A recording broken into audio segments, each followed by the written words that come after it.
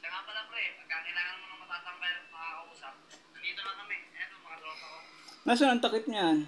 Ito. Sarad mo na mabuti. Di ba yung kausap ni Ena dyan yung galing bulungan? Yung bagong lipat dyan sa may apartment.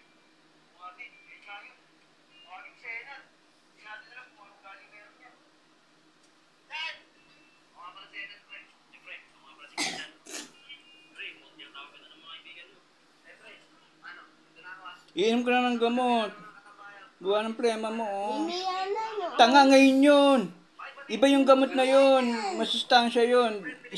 Dadamihan ko ng bilhin ng rambutan. O, game. Yan lang yun eh. Game, simulan na tayo.